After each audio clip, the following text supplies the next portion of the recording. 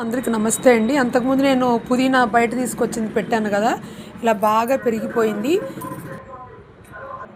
చూడండి ఎంత ఫ్రెష్గా ఉందో. ఎన్ని ఎన్ని కొమ్మలు కొమ్మలు తీసేసాను.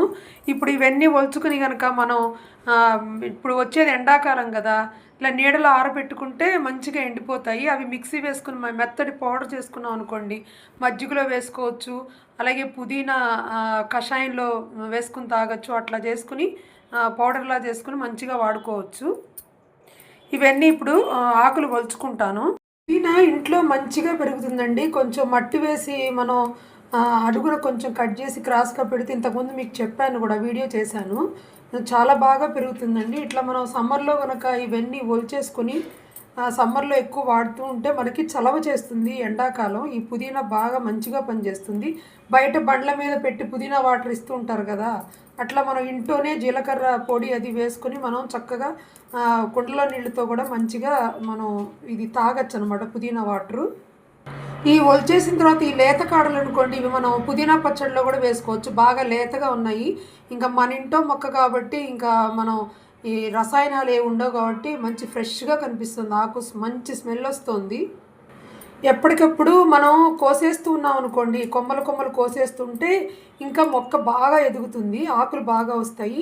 మీరు బియ్యం కడిగిన నీళ్ళు, పప్పు కడిగిన నీళ్ళు ఉంటాయి కదా, అవి పోస్తే ఇంకా బాగా ఒత్తుగా వస్తుంది మొక్క. పెద్ద పెద్ద ఆకులు వస్తాయి. ఇవి కొంచెం పెద్ద ఆకులు, పెద్ద కాడలు అయిపోతే కనుక మనం చిల్లుల గరిటెలో పెట్టేసి ఇలా లోపలికి పెట్టి లాగేస్తే ఈజీగా వచ్చేస్తాయి ఆకులు. ఇవి చిన్నవి అయిపోయినాయండి, అందుకని దాంట్లోంచి మళ్ళీ బయటకు వచ్చేస్తాయి. నేను ఇలా మామూలుగా ఒలుస్తున్నాను. ఇది ముందే కొయ్యంగానే కడిగేసేసానండి, మొత్తం ఒలిచేసాను. ఇట్లా విడివిడిగా కొంచెం దూరంగా ఎండబెట్టుకోవాలి. నీడలోనే ఎండబెట్టుకోవాలి. ఎండలో ఎండబెడితే స్మెల్ అంతా పోతుంది. ఇది పౌడర్ చేసిన తర్వాత మనం కర్రీస్లో వేసుకోవచ్చు, ఏదైనా స్మూతీస్లో వేసుకోవచ్చు. పుదీనా ఆకులన్నీ నిన్న కడిగి ఎండబెట్టాను, నిన్న పొద్దున. ఇవాళ సాయంత్రానికి ఎంత చక్కగా ఎండిపోయినాయో చూసారా. ఇది మనం మిక్సీ వేసుకుంటే పౌడర్ లాగా అయిపోతుంది.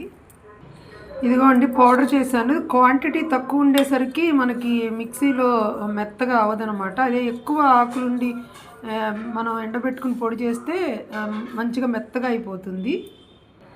ఇది ఆల్రెడీ కరివేపాకు పొడి కూడా నేను అట్లాగే నీడలో ఎండబెట్టి పొడి చేశానండి. ఇప్పుడు మజ్జిగ కలిపేశాను. ఈ మజ్జిగలో కొంచెం జీలకర్ర పొడి, పుదీనా పొడి, కరివేపాకు పొడి, కొంచెం సాల్ట్ వేసుకుని బాగా కలుపుకొని తాగితే మనకి ఎండాకాలం చాలా మంచిదండి. ఇంతేనండి ఇవాళ వీడియో. థ్యాంక్ యూ అండి.